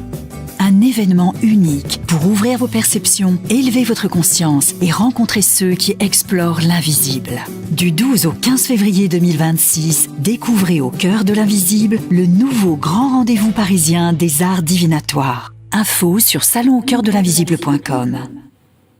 Voilà, donc c'est un nouveau salon à Paris et il faut le soutenir, il faut y aller. Vous découvrirez bien sûr de nombreux amis de BTLV lors de ce salon et lors des conférences notamment. Un salon organisé par Patrice Marty. C'est bien d'avoir des initiatives comme celle-ci et il faut les soutenir. Les archives du paranormal. Oserez-vous les ouvrir avec nous sur BTLV ? C'est la 10e fois qu'on les ouvre, ces archives, 10e édition des archives du paranormal. Et on va, comme je le disais tout à l'heure, malheureusement revenir sur quelque chose qui va nous faire penser à une actualité. Oui, parce que avant de préparer cette émission, j'avais envoyé quelques idées de sujets directement à la rédaction de BTLV. Et je m'étais dit, tiens, on peut faire le bazar de la charité. Et puis quelques jours plus tard a eu lieu malheureusement le drame que l'on connaît tous. On va donc parler, pour ceux qui ne connaissent pas, du bazar de la charité. C'est un lieu qui était provisoire, puisque c'était en fait un endroit où on avait organisé une œuvre de bienfaisance. C'est-à-dire qu'on y vendait tout un tas de trucs et puis l'argent servait aux pauvres. Ça s'est passé du 3 au 5, enfin ça devait se passer du 3 au 5 mai 1897. Et pour organiser cette collecte, on avait réquisitionné un ancien hangar qui était pas très loin de la rue Bayard, rue Jean Goujon précisément, dans le 8e arrondissement de Paris. Qu'on connaît bien. Oui. Je ne sais pas si tu étais à France 2. À France 2, quand à l'époque, moi j'ai commencé la télévision. Dans mon jeune âge, il y a 30 ans. Avec les radios dans le secteur. Et surtout, il y avait les salles de montage de France Télévisions, qui étaient avenue Montaigne, rue Jean Goujon. Donc je connais très bien cette rue. C'est parti dans le 15e. Exactement. C'était assez intéressant. Quand j'ai lu ça, je me dis, tiens, ça me rappelle des souvenirs. Eh oui. Donc voilà, en tout cas, dans cette rue Jean Goujon, il y avait un grand hangar qui a été aménagé avec des décors médiévaux, on va dire. Ils avaient reconstitué une sorte de Paris médiéval. C'était assez gentillé, on va dire. Alors évidemment, on a utilisé pour ça beaucoup de tissus, beaucoup de cartons, beaucoup de bois, etc. On peut d'ailleurs voir les images de à quoi ça ressemble à l'époque. C'était joli, hein? Oui, voilà. Ça fait un peu Disney quand même. C'est ça. Alors, c'est ça faisait 80 mètres de long. Et puis, voilà, il y avait tout un tas de stands. On y vendait tout un tas de choses pour la bonne cause. Le premier jour s'est bien passé. Et puis, le 4 mai 1897, il y avait quand même 1200 personnes à l'intérieur de cet endroit-là. Il y a un représentant du Vatican qui est venu. Il est venu bénir le bazar. Ça, peu de gens le savent, mais il est venu bénir le bazar. 15 minutes plus tard, malheureusement, il y a un incendie qui a éclaté. Alors, l'incendie a éclaté à cause c'était le cinématographe, à l'époque, c'était vraiment naissant. Et pour faire marcher le projecteur, il fallait de l'éther. Enfin bon, toujours est-il qu'il y a une sorte de petite explosion. Ça a mis le feu au tissu, au bois, etc. très, très rapidement. Et c'est surtout, vous l'avez vu, le plafond était fait notamment de linge. Et de linge. Et donc, du coup, tout ça a pris feu très, très rapidement. Bref, en 15 minutes, l'intégralité du bazar de la Charité était détruite par les flammes. Ça a fait quand même 125 morts, dont 118 femmes. C'était beaucoup de l'aristocratie, de la bourgeoisie aussi, des femmes de la bourgeoisie et de l'aristocratie qui étaient là. Et ça a été un drame absolu qui a vraiment marqué l'histoire des Parisiens. Et évidemment, dès la semaine suivante, alors on a fait des enquêtes, etc., mais surtout, quelques mois plus tard, il a fallu faire une... Nettoyer, c'est sûr, mais c'est surtout créer un monument pour rendre hommage à toutes ces personnes qui sont mortes sur place. Donc à l'endroit même où il y avait, encore une fois, je vous le dis, ça faisait 80 mètres de long, donc c'est pas tout à fait à l'endroit, mais c'est quasiment à l'endroit où a eu lieu le drame. On a construit une chapelle qui est quasiment une église. D'ailleurs, c'est très bizarre quand vous passez dans cette rue aujourd'hui. Vous avez des immeubles modernes. Et cette église, qui est toujours là, elle est exactement comme ça d'ailleurs aujourd'hui, Notre-Dame de la Consolation, qui a été inaugurée en 1901. La chapelle a été donc bâtie sur place. Et à partir dès 1900 à 1902, on a déjà eu... Alors déjà, même avant que ça soit construit, parce que je vous l'ai dit, le drame a eu lieu en 1897, la chapelle a été construite en 1901. Déjà, les gens qui passaient dans le secteur, sur les ruines du bazar de la Charité, disaient entendre des cris, des pleurs, des voix d'enfants, etc. Et des enfants qui sont morts aussi sur place. Et une fois que la chapelle a été bâtie, et ben là aussi, alors j'y suis allé aussi, je me suis promené 2-3 fois là-bas. Alors j'ai jamais rien entendu, mais beaucoup de rumeurs, beaucoup de témoignages sur des sensations. Alors quand on est dans la chapelle, on a une sensation, paraît-il, de froid soudain. On est immédiatement glacé. La sensation d'être observé, paraît-il. Et puis on entendrait, là encore, paraît-il, je mets du conditionnel, des voix ou des cris de femmes. Et on a aussi des témoignages qui nous racontent que les cierges s'éteindraient ou se rallumeraient, ce qui est encore plus incroyable, sans aucun courant d'air. Donc c'est quand même un petit peu bizarre. Autre chose de bizarroïde, il y a eu une prédiction. Il y aurait eu une prédiction qui a été faite, soi-disant, avant 1897. Je vais vous lire cette prédiction. En gros, par qui, on sait ? Alors oui, on sait. On était, à cette période-là, on va dire, on allait voir la voyante. Encore une fois, je vous parle de la bourgeoisie, de l'aristocratie. Ouais. Il y avait des voyantes plus ou moins à la mode. On est allé voir, beaucoup de gens sont allés voir cette mademoiselle Couédon. Et cette mademoiselle Couédon aurait dit, je cite, voilà ce qui va se passer. Elle aurait incité en fait les femmes à ne pas aller justement là-bas. Elle aurait écrit, près des Champs-Élysées, je vois un endroit pas élevé qui n'est pas pour la piété. Donc c'est pas le mot de piété, pour être simple, mais qui en est approché dans un but de charité, qui n'est pas la vérité. Je vois le feu s'élever et les gens hurler, des chairs grillées, des corps calcinés. J'en vois comme par pelleté. As-tu lu cette vision ? Parce que c'est un journal qui s'appelle L'Écho du Merveilleux, c'est le BTLV de l'époque, on va dire, qui était très versé là-dedans, et qui fait référence à son propre journal en disant « Voici donc ce que disait en 1897 cette mademoiselle... » Dans notre journal. Alors donc, moi, je fouine dans les archives, donc forcément, je vais essayer de trouver ce journal, et en page 135, pour être précis, je n'ai jamais retrouvé l'article en question. Donc... En tout cas, la rumeur était quand même déjà insistante à l'époque, puisque d'autres journaux ont parlé de cette prédiction totalement dingue. Et certaines femmes ont dit « Je ne me suis pas rendue au bazar de la Charité, car j'en avais été avertie par une voyante. » Donc, voilà, encore un mystère de plus. Une voyante qui a sauvé des vies, visiblement. Peut-être. Voilà. En tout cas, un drame qui, malheureusement... s'est réitéré à différentes époques de l'histoire et on voit qu'à chaque fois c'est le même scénario, c'est-à-dire quelque chose qui est plus ou moins festif, ça devrait se passer très bien, et puis un manquement énorme dans la sécurité fait que des gens périssent par pelleté, comme disait la voyante. Alors, ce qu'il faut savoir, c'est que c'est à partir de cette histoire que les robes des femmes se sont raccourcies, parce que comme tu le disais, la plupart des victimes ont été des femmes, parce qu'elles avaient des robes longues, elles se sont enflammées comme des torches. Voilà, il y avait du tulle, etc. Et c'est à partir de ce moment-là que les robes des femmes ont commencé à cause de cet incendie. Donc voilà, donc les gens ont pris conscience que ces robes traînantes comme ça pouvait plus être à la mode, et en tout cas, ça pouvait peut-être sauver, parce qu'on s'est aperçu qu'effectivement, le feu, les robes ont été, mais c'était des torches. Oui, c'était absolument incroyable. Donc le Bazar de la Charité, il y a eu une très belle série, je crois. Oui, sur TF1, qui est passée il y a quelques années, et qui était très bien faite, qui était fictionnée en bien partie, évidemment. Bien sûr. Donc, du Bazar de la Charité, on parlera des mains velues du Dartmoor dans quelques instants sur BTLV, bien sûr. Je vais vous annoncer qu'il y a un séjour très important. Voilà, vous savez qu'on vous emmène souvent en voyage. Bon, on a fait la croisière, on ira, je vous l'indique, au mois de novembre prochain à Édimbourg. On ira en 2027 descendre le Nil. Mais avant cela, si vous êtes fan de Françoise Nallet, eh bien, on vous propose du 3 au 7 mai 2026 un séjour initiatique et de transformation. C'est en Camargue, pas très loin de chez moi, au Mas de Calabrin, au Sainte-Marie-de-la-Mer. Donc toutes les informations, vous les trouvez sur btlv.fr via le lien qu'on vous a mis, bien sûr. Les archives du paranormal. Oserez-vous les ouvrir avec nous sur BTLV ?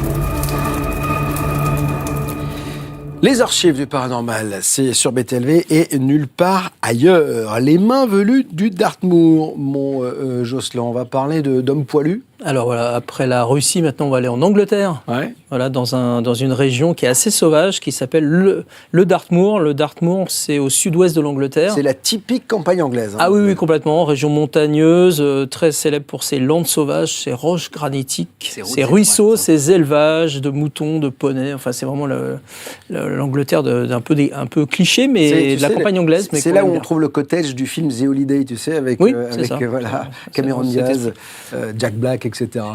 Non, Jude Law. T'as pas vu ce film ? Mais tu me fais peur. Tu ne respectes rien, même pas les comédies romantiques. J'ai vu plein de films avec des Anglais, mais pas celui-là. C'est un film américain déjà, donc. C'est pour ça. Il y a Jude Law quand même qui est anglais. Alors c'est une terre sauvage, c'est aussi une terre de légendes paranormales. D'ailleurs, c'est dans ce coin qu'a eu lieu la célèbre histoire des empreintes du diable. Le fameux avec l'hiver 1854. C'est ça, dans la neige là. Voilà, les traces dans la neige pendant des kilomètres et des kilomètres, on n'a jamais su ce que c'était. Alors ici, il n'est pas question de pieds diaboliques, il est question de mains, et des mains qui ont une particularité puisqu'elles sont velues. Alors l'histoire, c'est qu'on raconte que depuis à peu près 100 ans, sur une route de cette région, il y a 2 mains spectrales qui sont velues, qui sont occasionnellement dotées de grosses griffes, qui se matérialiseraient parfois au passage des voyageurs. Et avec une force prodigieuse, elles prendraient le contrôle de leur véhicule, que ce soit un vélo ou après une voiture, et tenteraient de les précipiter sur le bas-côté de la chaussée. Tiens, ouais. Alors ça, tomber. on n'est pas du tout dans l'histoire des dames blanches. Parce que les dames blanches, je rappelle, elles sont là pour avertir. C'est des messagères. Là, on est dans quelque chose d'assez maléfique. Quelque chose d'assez maléfique. Elles s'en prennent sans distinction à tous les véhicules, vélo, moto, voiture, etc. Et elles n'apportent que mort et destruction. Ah oui, donc, donc elles apparaîtraient de jour comme de nuit, toujours dans une zone bien précise. Donc il y a une carte entre le village de Postbridge et celui de Two Bridges, à proximité d'un ancien pont de pierre. C'est toujours dans cette zone-là qu'on a rapporté des histoires de mains velues. D'accord. Alors bon, je vous l'accorde, cette histoire, elle est quand même un peu. J'ai hésité à la venir la présenter parce que je me suis dit que les histoires de mains poilues, ça allait vous faire rire. Sauf qu'on a quand même retrouvé des victimes. Alors grièvement blessés, voire pire. La première mention, c'est un accident qui a eu lieu en juin 1921. HLB, c'est un médecin qui travaillait à la fameuse prison de Dartmoor, qui est juste dans le coin, elle est juste à côté. C'est la prison la plus célèbre d'Angleterre. Il roulait en sidecar sur cette route, une route qu'il connaît très très bien, avec 2 petites filles qui ne sont pas ses filles, mais les enfants du directeur de la prison. Et à un moment, il a perdu complètement, inexplicablement, le contrôle de son sidecar. Il a dit aux 2 jeunes filles de sauter, ce qui a permis aux 2 gamines d'échapper à la mort. Mais lui a été aussi éjecté et il est mort sur le coup brisé, justement. 2 mois plus tard, le 26 août 1921, un jeune capitaine de l'armée britannique, qui est un motard très expérimenté, perd le contrôle de sa moto au même endroit. Exactement. Alors lui, il survit et surtout, il va déclarer après l'accident « Ce n'était pas de ma faute, croyez-le ou non, quelque chose m'a poussé hors de la route. Une paire de mains velues s'est refermée sur les miennes. J'ai résisté autant que je le pouvais, mais elles étaient trop fortes pour moi. Elles ont forcé ma machine à foncer vers le bas de côté. Et je me souviens plus de rien jusqu'à que je me retrouve couché dans l'herbe. On va quand même faire un petit test d'alcoolémie, monsieur. Voilà. Le plus étonnant, c'est que le même jour, sur la même portion de route, un chauffeur de car a perdu lui aussi la maîtrise de son véhicule. On a une photo. Alors, c'est pas le car en question, mais c'était un car comme ça. C'est les cars de l'époque. De l'époque. Ah, bah, c'est l'autobus incroyable, des c'est années 20. génial. Bon, c'était balèze, quand voilà. même. Et donc, tous les passagers ont été propulsés hors de leur siège. Et peu de temps après, donc, le témoignage du jeune capitaine est venu s'ajouter à celui du chauffeur de car. Et là, toute l'Angleterre a entendu parler des mains spectrales du Dartmoor. Et l'histoire est commencée comme ça. Voilà. Alors, le phénomène n'est pas très fréquent. On n'a pas non plus des dizaines d'histoires autour de ça. Mais ça revient régulièrement dans les décennies. Par exemple, au cours de l'été 1924, monsieur et madame Brown font du camping dans ce coin-là. Ils ont une sorte de petite caravane. Et donc, ils sont installés à 300 mètres de la route, vraiment de cette portion de route. Et ils y restent pendant plusieurs jours. Et une nuit, Madame Brown se réveille totalement angoissée. Elle se réveille, elle a peur. Elle ne sait pas pourquoi elle a peur. Et elle regarde et elle voit son mari en train de dormir, à l'autre bout, à côté de la caravane. Et il y a une fenêtre, une sorte de vitre. Et là, elle voit 2 grosses mains poilues qui sont collées à la vitre, littéralement. Donc là, elle a très peur. Elle sort son crucifix, elle prie, enfin, elle fait des trucs comme ça. Et les mains disparaissent. On va penser à se raser, monsieur. Et les mains disparaissent. Après, son angoisse aurait disparu aussitôt et elle a réussi à se rendormir. Elle n'a plus du tout senti cette présence maléfique parce qu'ils sont restés plusieurs jours dans le même coin. Mais elle a dit que jamais elle ne serait allée se balader toute seule sur la lande. Déjà, la lande, la nuit, sans les mains velues, c'est quand même voilà. En 1960, c'est les Baskerville, tu sais, le chien des Baskerville. Mais alors, justement, tu fais bien de le citer parce que l'inspiration de Conan Doyle, c'est cette histoire. Ah, d'accord. Ouais. Moi, j'ai adoré en tout cas, cette région du Dartmoor oui. a inspiré l'histoire du chien des Baskerville. C'est l'ambiance, quoi. En 60, on a un accident de car tragique qui a dérouté les enquêteurs parce que c'était manifestement un accident impossible. Mais comme le chauffeur a été tué, on n'a pas vraiment d'explication. En 61, l'année d'après, un jeune homme qui est en route à moto vers Princeton, qui ne connaît pas du tout la région, pendant qu'il roule, il y a 2 mains rugueuses et poilues qui se posent sur les siennes et qui tentent de lui faire lâcher le guidon, c'est ce qu'il racontera après. Au début des années 70, on a une habitante du Devon, Florence Warwick, qui roule sur la route maudite. Donc là, on a une photo, voilà, c'est un peu cette idée. Elle est toute seule dans sa voiture. Et là, ça fait un peu histoire d'ovni, parce que sa voiture commence à avoir des ratés. Elle s'arrête, elle sort de la boîte à gants le manuel de la voiture pour essayer de comprendre pourquoi sa voiture ne marche plus. Et là, elle voit sur le pare-brise une énorme paire de mains poilues encore en train de s'appliquer comme ça. Elle les voit à quelques centimètres d'elle, hein, donc elle a dit, je les ai vus très très près. Elle se met à hurler, et là les mains disparaissent, et puis étrangement, elle tourne la clé de contact et le moteur redémarre. Elle fait 30 km dans un état de choc absolu, et elle arrive chez ses amis totalement ça ressemble un peu tétanisés. aux histoires de Dogman, tu sais, où les gens voient c'est quand même assez étrange. Exactement. Tu vois, des choses... Un peu plus tard, il y a un livre qui s'appelle Supernatural Dartmoor où l'auteur Michael Williams rapporte qu'un journaliste lui aussi était victime des mains velues à une période un peu indéterminée, mais ça doit être entre les années 70 et les années 80.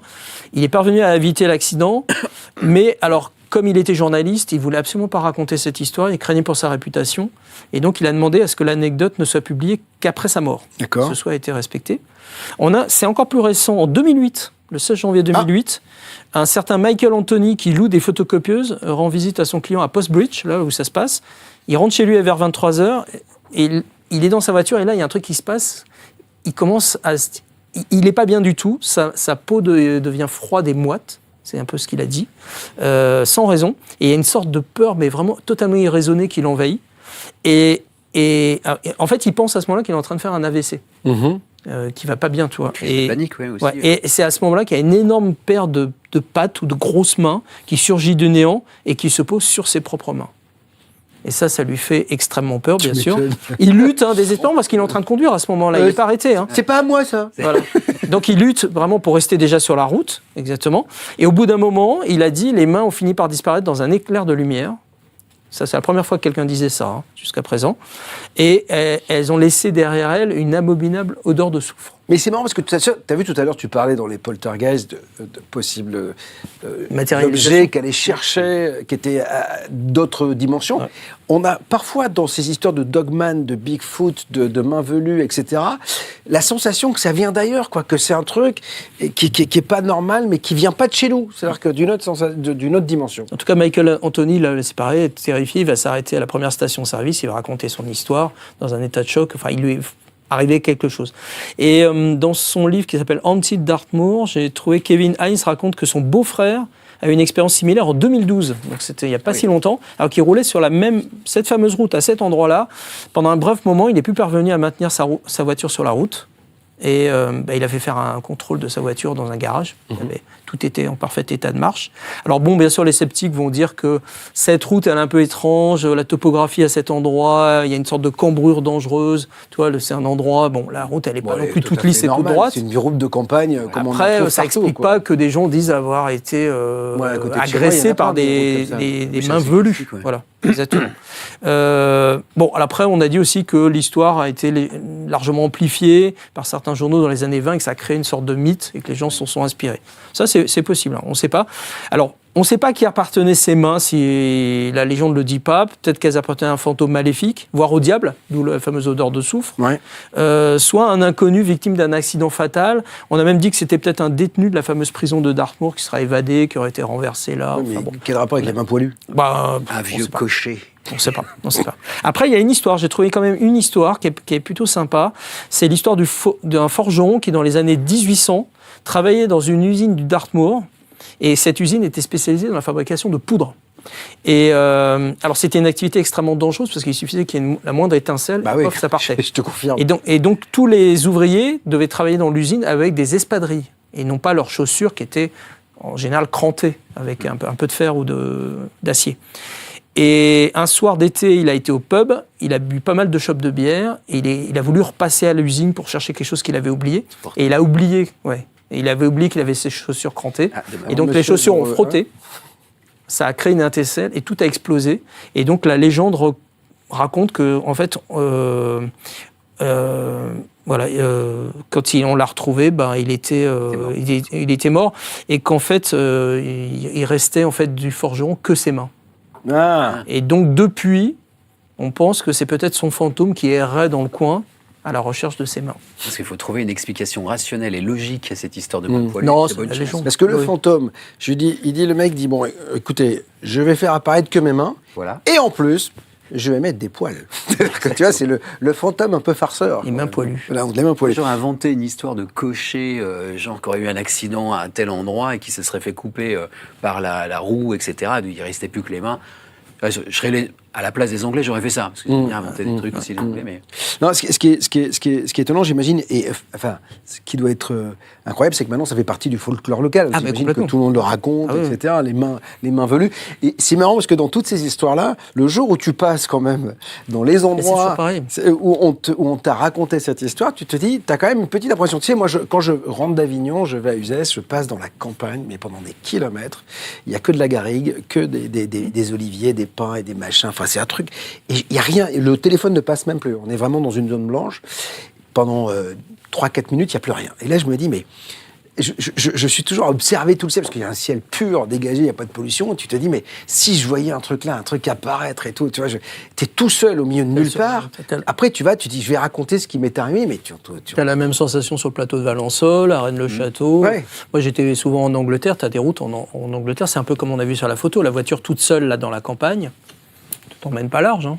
Pas large. Non, t'es pas très à l'aise quand même. Ouais, il y a des lieux comme ça où on se sent pas forcément à l'aise et qui prêtent aux légendes. Et en même temps, nous qui faisons quand même ce métier et qui sommes intéressés par cela, on a envie de, tu vois, moi j'adore. J'adorerais voir un truc complet. Bon, je pense que je serais terrorisé. Des mains poilues comme ça sur son pare-brise. Ouais, ça c'est. Oh, peut-être pas les mains, mais un extraterrestre, une soucoupe ou un Bigfoot ou un Dogman venu d'une quelconque dimension. émission, je pense que je serais quand même assez intrigué, quoi. Donc, j'essaierai de prendre son numéro de téléphone pour qu'il vienne faire une émission à BTLV, tu vois. Bon, je suis pas sûr qu'il me comprenne bien, mais je serais assez, étonnamment intrigué. Gabriel Delanne est le jeune Allemand écrasé par un train en 1879. C'est la prochaine archive du paranormal qu'on va vous conter, et notamment David Gallet. Mais avant cela, autre rendez-vous très important. Le 21 mars, 4 fantastiques vous donnent rendez-vous au Forum 104 à Paris pour une journée hors du commun. Françoise Nallet se connectera à vos mémoires cellulaires. Anne de Villebichot plongera dans vos annales akashiques. Romain Clément vous embarquera pour une sortie hors du corps. Et Valérie Tenza d'Armandie vous dévoilera ce que les astres ont à vous dire. Le 21 mars 2026, 4 fantastiques pour une journée inédite au Forum 104 à Paris. Inscription sur btlv.fr ou via le lien dans le chat. Place limitée. BTLV. Explorez l'inconnu, découvrez l'inattendu. C'est beau. C'est beau, hein, non, franchement, c'est un bel événement, les 4 fantastiques. Vous allez le vivre, bien sûr, encore une fois, avec toute l'équipe de BTLV. Sur place, ce sera animé par Sandrine Chopin. J'espère que vous y viendrez. Les archives du paranormal. Oserez-vous les ouvrir avec nous sur BTLV ?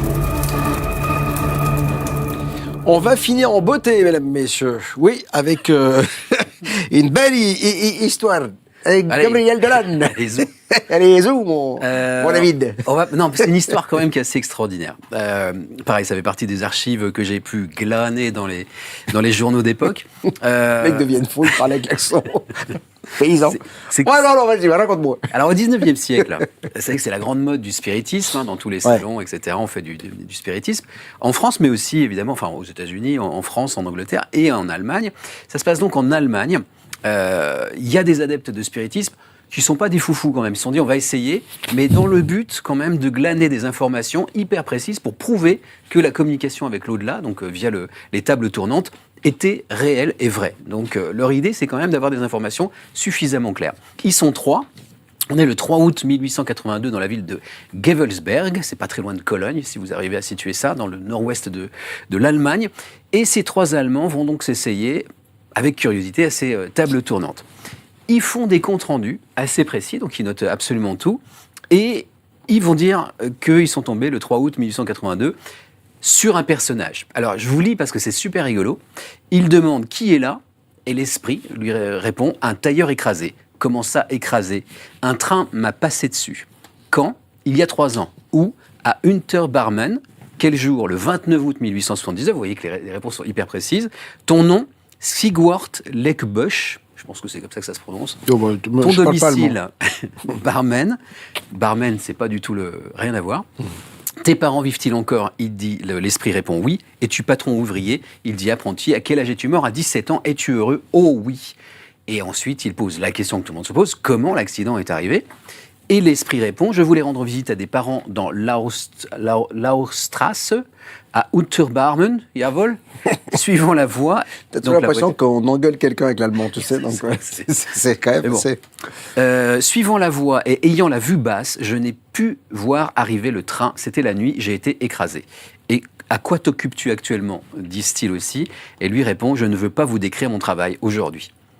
Extraordinaire. Gabriel Delanne, qui était un personnage qui s'intéressait énormément à toutes ces choses-là, au spiritisme notamment, va écrire là-dessus, va enquêter un petit peu, et il va découvrir que les 3 protagonistes allemands, eh bien, ils ont eu la curiosité, évidemment, d'éclaircir le mystère, et donc ils se sont rendus, les 3, le lendemain à la mairie de Barmen. Barmen, c'est le lieu où ils n'ont rien écouté. Si, d'où venait le... Il est né là-bas. Voilà. Donc à la mairie de Barmen, pour voir si effectivement quelqu'un du village était mort le 29 août 1879. Et c'est finalement, alors sur place, ils ne vont pas leur répondre tout de suite, c'est finalement 10 jours plus tard que l'un d'entre eux, l'un des gens de la mairie va répondre. Et voici la lettre que cite Gabriel Delanne. Suivant la demande que vous m'avez faite pour votre lettre du 8, etc., j'ai l'honneur de vous informer que d'après les actes déposés ici, l'apprenti tailleur, machin, etc., âgé de 17 ans, a été atteint le 26 août 1879 à 11h14 de la nuit par un train de ligne des montagnes de la Marche et a écrasé, etc. Donc, quelque part, ils sont sidérés, ces trois personnages. Ils se disent, ce qu'on a vu, ce qu'on a entendu, ce qu'on a perçu, ce qu'on nous a raconté, c'est vrai. Voilà, vous faites une séance de spiritisme, vous avez un personnage qui vous parle, il vous donne son nom, sa date de mort, etc., même à presque l'heure, mais vous avez tout un tas d'informations que personne ne pouvait a priori connaître à table. Vous allez vérifier sur le terrain, c'est pas tout près, d'ailleurs, là où ils vont vérifier, et bien, ils vous rendez compte que c'est vrai. Donc, ils se disent, on a la preuve. Et Gabriel Delanne dit, voici encore une fois, s'il c'était encore utile, la preuve que la communication avec les esprits est possible. Petit problème, c'est que j'ai fouiné aussi, moi, les archives. J'ai fait mon enquête. Et oui, monsieur Schulz. Il y a quelques dates incohérentes, parce que vous ne l'avez peut-être pas remarqué. Mais je vous l'ai dit, le gamin dit pendant la séance de spiritisme, je suis mort le 29 août 1879.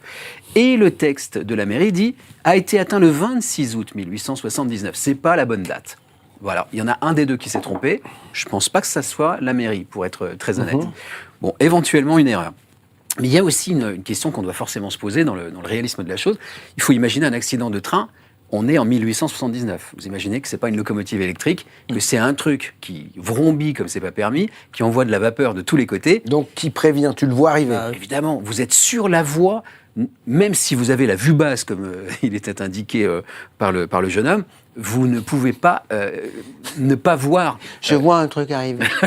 Alors voilà, le problème, il était peut-être très alcoolisé. Ouais, c'est ça. C'est possible aussi. En tout cas, j'ai regardé dans les journaux de l'époque allemands, il n'y a strictement aucune mention d'un tel accident dans les journaux de l'époque pour tout le mois d'août 1879. Et puis, il y a un nom et un prénom. On peut aussi aller voir dans la généalogie. Il n'existe pas. Malheureusement, ce n'est pas la preuve ultime. Donc, soit Gabriel Delanne a faké. Ouais. Il a bien... voilà. Ouais. Et moi, je défake, du coup, parce que ça se dit pas, non, je pense pas. Mais c'est un mot qu'il ne faudra pas utiliser. C'est bon, quand même. Le mec qui vient à la télé, je fais... Tu viens d'inventer, donc voilà, vous faites ce que vous voulez. Maintenant, tu peux l'oublier. Je la trouve très drôle. Et en tout cas, oui, effectivement, je débunk. Je pense oui, que c'est ça mieux. soit meilleur. C'est mieux parce que déféquer, c'est pas terrible. Oui, mais en même temps, c'est plus juste. Oui, non. Donc voilà, en tout cas, il semblerait que ce cas ne soit pas une réalité, mais plutôt une sorte de manipulation, alors soit de ceux qui ont inspiré Gabriel Delanne et qui lui ont menti, soit de Gabriel Delanne lui-même. On n'en saura jamais rien. Bon, écoutez, c'était la dernière archive du paranormal de ce soir. On a fini en beauté. Merci les garçons d'avoir été encore une fois au rendez-vous. Je rappelle que vous êtes toujours dans l'actualité. Alors, j'ai mentionné bien sûr les mystérieuses archives tout à l'heure de... Très bon livre. Voilà. On ne faut pas s'enflammer non plus, de David Gallet. Mais il y en a un aussi pour lequel tu es venu il n'y a pas longtemps, c'est celui-ci, Histoire paranormale des enfants pas comme les autres. Absolument. Voilà, c'est un très très joli bouquin. Et puis tu as celui de, bien sûr, alors qui est en plein... très bon livre aussi. Voilà, la mort... Que des bons livres. Effectivement, que des bons livres. Donc si vous aimez le mystère, je vous propose de vous les procurer et vous ne serez pas déçus. La semaine prochaine, on sera bien sûr avec Jocelyn pour vos témoignages dans la libre antenne. Ce sera le 14 janvier dès 19h. Je serai dans le midi. Jocelyn sera à Paris. Et on fera quand même l'émission comme nous le faisons régulièrement pour vous écouter et vous permettre de vous libérer de ce poids souvent un peu lourd. Merci à tous ceux qui étaient là ce soir. Partagez cette émission. Likez l'émission, je ne le rappellerai jamais assez. On est là grâce à vous. Et puis surtout, je le dis, vous avez plusieurs façons de soutenir BTLV. Vous avez l'abo YouTube. 4 nouvelles émissions par semaine vous sont proposées sans aucune publicité. Et puis, il y a l'abo, bien sûr, btlv.fr. Et en ce moment, regardez, en ce début 2026, c'est à moins 50% pour explorer l'inconnu et découvrir l'inattendu. Voilà, dans la joie et dans la bonne humeur, on vous souhaite encore une fois une très très belle année. Portez-vous bien. Salut, ciao.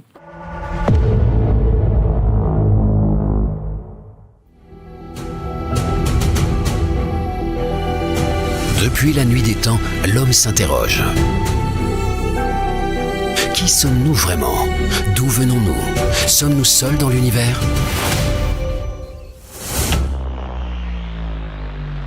Les ovnis, preuve d'une présence extraterrestre ou secret bien gardé ? That we have in fact recovered discs of unknown origin and craft of unknown origin, that we have the material, that we have bodies. Le paranormal, une illusion ou une réalité qui nous échappe ? On est là, dans ce cadre vraiment romantique et énigmatique, où tout se prête à enflammer l'imagination des visiteurs. Et donc c'est vrai que quand on approche à pied de cette magnifique demeure, on se dit que voilà, ce château est un refuge idéal pour les créatures d'outre-tombe. l'archéologie mystérieuse.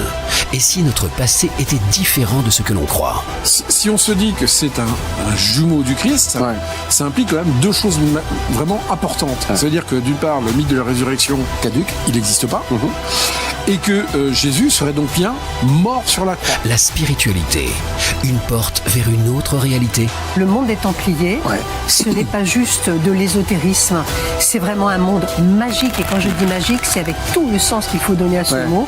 À la frontière du connu et de l'inconnu, une seule mission, découvrir la vérité. On va aller de découverte en découverte, de surprise en surprise, et même sur des faits qui dépassent l'entendement. BTLV, explorez l'inconnu, découvrez l'inattendu.